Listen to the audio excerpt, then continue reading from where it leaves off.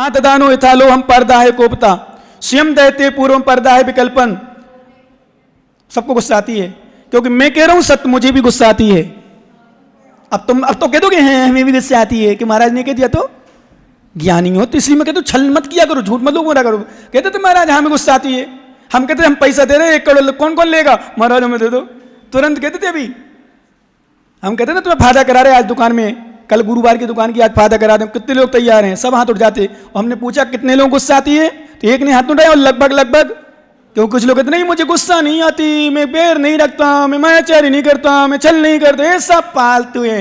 मायाचारी भी करता हूं, गुस्सा भी आती है, क्रोध भी आता है, मान भी है, लोभ भी है, चारों कसाएं भगवान पापेष्टि दुरात्मना जड़ दिया माया बिना लोभना राग द्वेष मली मसेन मनसा दुष्कर्म निरतम त्रैलोक्याधिपते जिनेन्द्र भवता श्रीपाद मूले धुना निंदा पूर्व महम जाम सत्यम बर वर तिथु तत्सत्पथे। भगवान के चरणों में प्रार्थना करते, भगवान मैं पापी हूं। क्या कहते मुनिराज आचार्य परमेष्टि भी, मैं पापी हूं, दुरात्मा हूं, जड़ बुद्धि हूं। ये चिंतन मैं जब ज्ञानियों से बात करता हूं तो एक ही बात कहता हूं, चिंतन करो। आप लोगों से भी शायद एक बार कहा था मैंने, ध्यान हो, आप पूजा करते हो, स्वाध्याय करते हो, माला फेरते हो, माताएं विधान करती हैं, सब कुछ करती हैं, पर 2-5 मिनट थोड़ा चिंतन किया करो। चिंतन मतलब देरी का, प्रतिदिन का, मैं कौन हूं, कहां से आया हूं, कहां जाना है, मैंने अब तक क्या किया, मैं गलत क्या करता हूं, सही क्या करता हूं, कभी ना कभी समाधान। अंतर आत्मा यदि डेली आप चिंतन करोगे तो कभी ना कभी सच्चा समाधान तुम्हारा निकल जाएगा कि मैं गलत हूं। और जो व्यक्ति चिंतन नहीं करता, जाप करता है, ध्यान करता है, संयम का पालन करता है, उपवास करता है, एकासन करता है, पूजा करता है, दान देता है, वैयावृत्ति करता है, शील का पालन करता है, सब कुछ करता है, पर चिंतन नहीं करता, ध्यान नहीं करता, वो कभी भी कल्याण नहीं कर पाएगा। इसलिए आचार्य महाराज ने स्पष्ट लिखा, आत्मदर्शन कौन कर पाएगा। इसके लिए क्या करे आचार्य महाराज, बंधुवरी, बंधु में और शत्रु में, किसमें, बंधु में शत्रु में, जिसके भाव समान हैं, झाण समत्तो हु सो जोई, वही योगी, वही श्रावक, वही आत्मा ध्यान करने में समर्थ है। जिसके मन में कसाय रखी हो, जिसके मन में बैर भाव रखा हो, जिसके मन में अहंकार हो, जिसके मन में प्रपंच हो, आडंबर हो, बैर भाव हो, वो कभी ध्यान नहीं कर सकता। इसलिए समता रूप परिणाम। अब मैंने कहा जो आप लोग ने तो क्रोध, क्योंकि मैंने इसलिए सिद्ध किया मैं क्रोध भी करता हूं, मान भी है, मायाचारी भी है, लोभ भी है, क्योंकि 4 कसाएं मेरे में हैं। वो विषय लगे संजन रूप में है, पर है तो अब वो विषय भिन्न है कि किस में मायाचारी, किस विषय में लोभ, किस विषय का क्रोध, किस विषय का मान। ऐसे ही अहंकार नहीं करते, मैं अहंकार में ऐसा में ऐसा नहीं, वो अहंकार नहीं, मान है, थोड़ा ना कहीं तो आ ही जाता है। मायाचारी कहीं ना कहीं आ ही जाती है। संजुलन का अर्थ क्या है, होती है। लोभ, लोभ हो, कई प्रकार का लोभ आता है। इसलिए साधु कोई कहे कि मुझे नहीं आता गुस्सा, नहीं, गुस्सा नहीं आती। एक बार क्या हुआ, एक व्यक्ति से पूछा आपका नाम क्या है, बोले मेरा नाम शीतल चंद है। क्या नाम, फिर दोबारा पूछा, बोले आपका नाम क्या है, बोले बताया ना शीतल चंद। तीसरी बात पूछा आपका नाम, बोले बताया ना शीतल चंद। फिर भाई साहब सॉरी गलती हो गई, ध्यान भूल गया, क्या नाम आपका, बोले बार बार चिल्लाता हूं, जब से इतने बार बताया शीतल चंद शीतल चंद शीतल चंद शीतल चंद शीतल चंद शीतल चंद, समझ नहीं आता तुम्हें, बार बार पूछते हो। बोले पता चल गया, ज्वाला चंद है। क्या चंद, ज्वाला चंद। ऐसे शीतल चंद नहीं होते। शीतल चंद ने हजारों बार भी कुछ भी कहे कोई, तो भी समाधान शीतल चंद ही निकले, शीतलता के साथ निकले, उसका नाम शीतल चंद है। हमने आपको बताया था हम आपकी अनुकूलता में रहें, आप हमारी सेवा करते रहें, आप हमारी बात मानते रहें, हम जो कहें वो करते रहें। हमारी कभी कभी परीक्षा कर लिया करो ज्ञानी, बिल्कुल नहीं लगाना ये, फिर देखना हमारे शब्द क्या होते हैं, यदि सही बने रहें। हाँ, अब अपने हो इसलिए कभी कुछ बोलते हैं अलग विषय, कोई भी काम के लिए करें और आप 2-4 बार मेरी परीक्षा कर लेना, नहीं करना, जब पता चलेगा प्रश्न आंसर कितने सही है। अभी महाराज की बात मान लेते हैं, चौका लग ही रहे हैं, आहार हो ही रहे हैं, व्यवस्था हो ही रही है, सब कुछ हो ही रहा है, सब कुछ व्यवस्था कर रहे हैं, महाराज की आज्ञा मान रहे हैं, महाराज जो कहते हैं वो हो रहा है, महाराज ने ऐसा कहा तो ऐसा कर लिया, ऐसा कहा तो ऐसा कर लिया, सब व्यवस्था कर ले, फिर भी महाराज खुश हैं, इसमें महाराज की विशेषता नहीं। महाराज के प्रतिकूल क्रिया हो, महाराज के विपरीत क्रिया हो, महाराज को कोई पूछने वाला न मिले, महाराज को कोई सम्मान करने वाला न मिले, महाराज को कोई आहार देने वाले न मिले, महाराज को कई समस्याओं फिर भी उस समस्या का समाधान करने वाला न मिले, फिर भी महाराज कहें कोई बात नहीं, मेरा पाप कर्म को दे, तो समझ लेना महाराज में समता है। क्या मुझे, मैं अपनी कह रहा हूं, दूसरों की नहीं, अपनी। क्यों? क्योंकि हमने आपको कल ही बताया था शायद कि वास्तव में सच्चे साधक की पहचान विपरीत स्थिति में बनती है, अपनों की पहचान विपत्ति में होती है।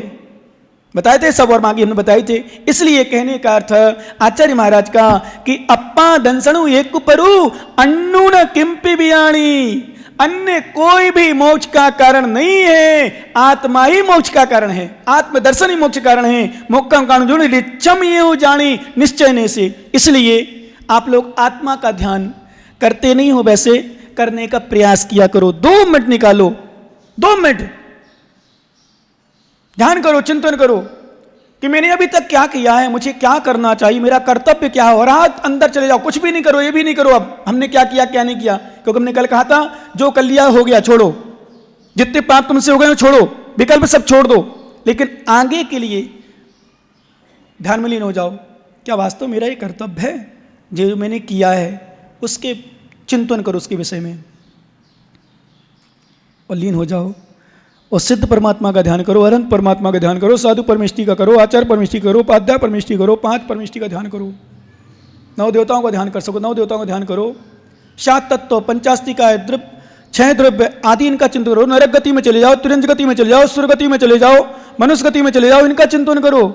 संसार के विषय में देखो, 2.5 द्वीप में जाओ, तीनों लोक में चले जाओ, कहीं भी जाओ, भरत क्षेत्र में जाओ, ऐरावत क्षेत्र में जाओ, विदेह क्षेत्र में जाओ, सबका ध्यान करो।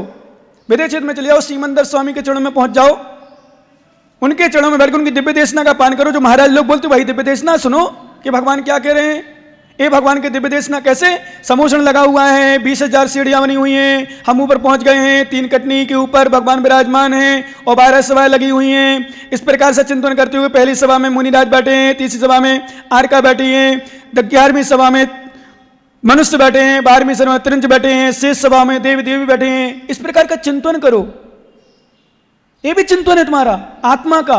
मैं भी भगवान बन सकता हूं, मैं भी परमात्मा हो सकता हूं, मैं भी भगवान हो सकता हूं, मेरा भी समोषण लग सकता है, मैं भी केवल ज्ञान प्राप्त कर सकता हूं, मेरा स्वभाव है।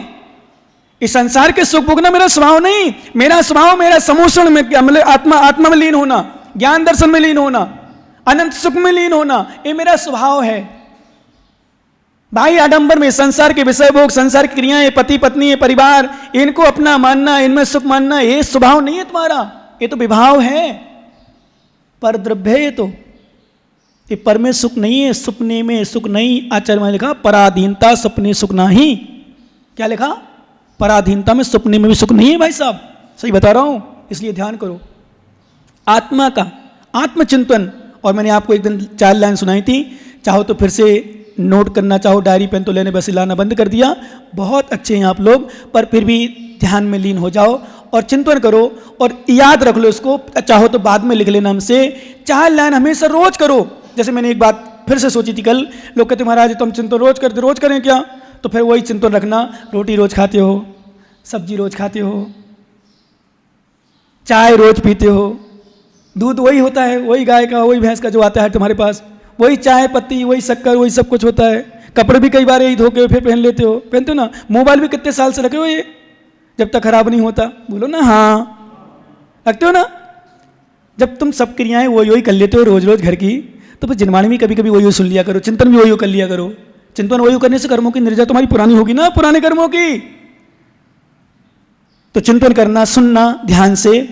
मैं हूं कौन, कहां से आया, किस दर पर है जाना,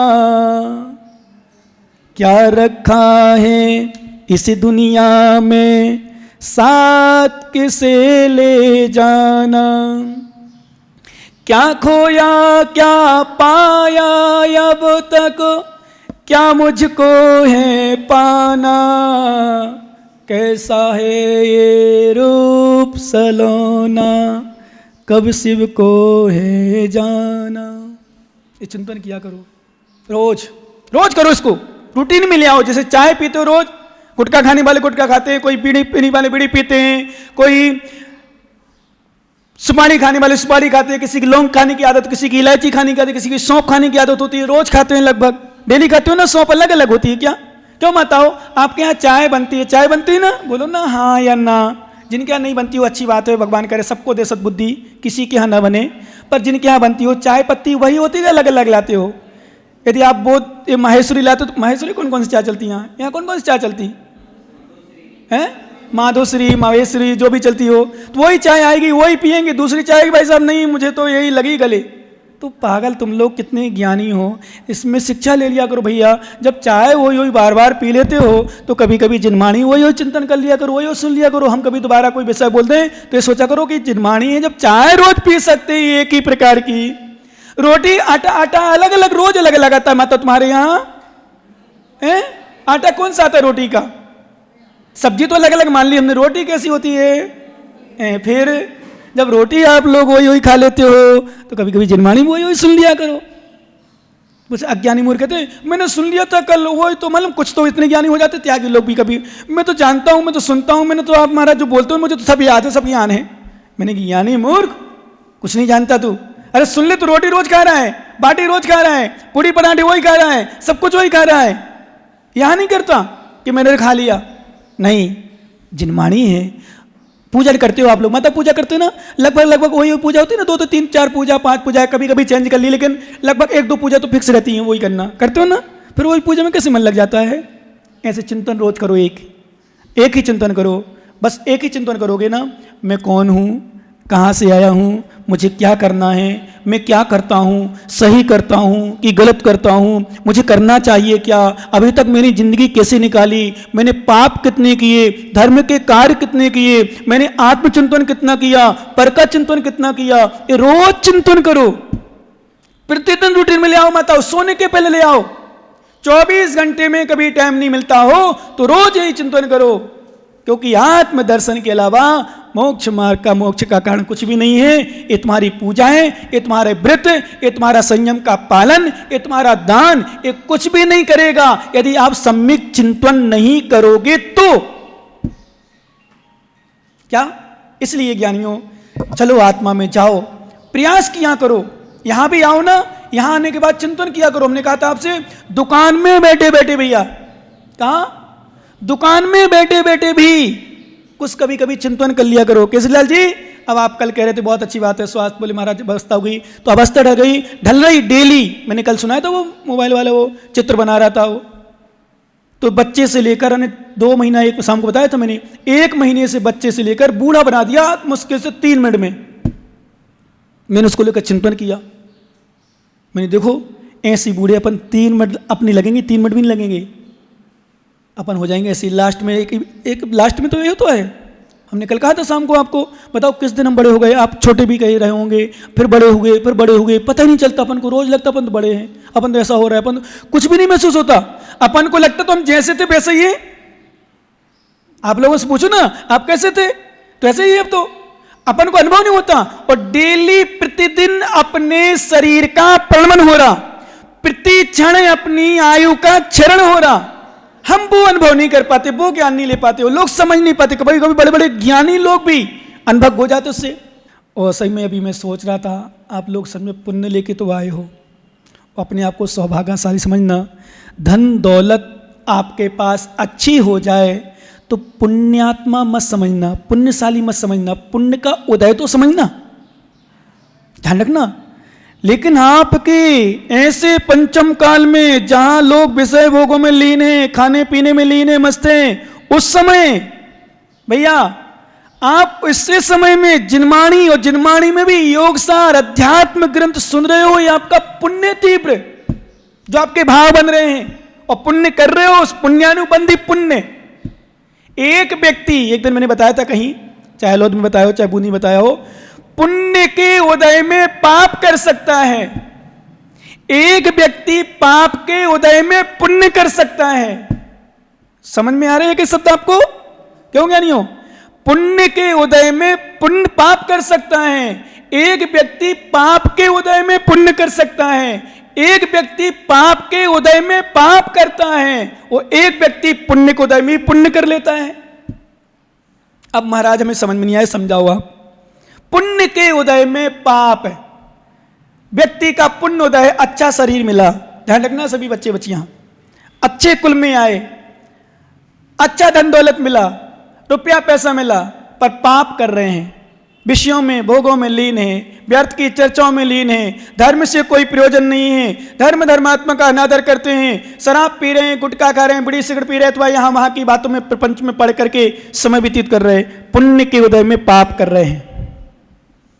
पुण्य का उदय है, अच्छी दौलत पाई, अच्छा मकान मिला, सुंदर शरीर मिला, सुंदर पत्नी मिल गई, सुंदर परिवार मिल गया, ये सब पुण्य उदय चल रहा है। क्योंकि धन दौलत मिलना, पत्नी मिलना, ध्यान रखना, पापी का नहीं, पुण्य उदय से मिलता है, पाप कर्म उदय से नहीं मिलता। रुपया पैसा धन दौलत आदि हमने बताया था आपको, ये सब पुण्य उदय से मिलता है। लेकिन व्यक्ति धर्म से दूर है, गुरुओं से दूर है, जिनमानी से दूर है, ऐसी भावना नहीं, कोरोना चला, सब काम में मैंने बताया था, कई बार बता चुके थे भी, कोरोना चला, ठीक है, अपन को बुलाना भी नहीं है, वो आना भी नहीं चाहिए। आप लोग कमाओ, कह रहे कमाया करो, जितना बुद्धि चले। मैंने कभी कोई आना बंद कर देता, मुझे खुशी होती है। कोई बात को लेकर भी बंद कर देना, मुझे बड़ी खुशी होगी। चलो कम से कम एक व्यक्ति संदर्भ से कम तो हुआ, यहाँ भीड़ तो कम हुई, मुझे बस ये भीड़ कम करना, सही बता रहा हूँ, अंदर की बात बता रहा हूँ। लेकिन आप अपने आप को देखना, बस अभी जो नहीं आ रहा उनको नहीं देखना, उनको देखना ही नहीं, उनको सुनना ही नहीं, उनके विषय में सोचना भी नहीं।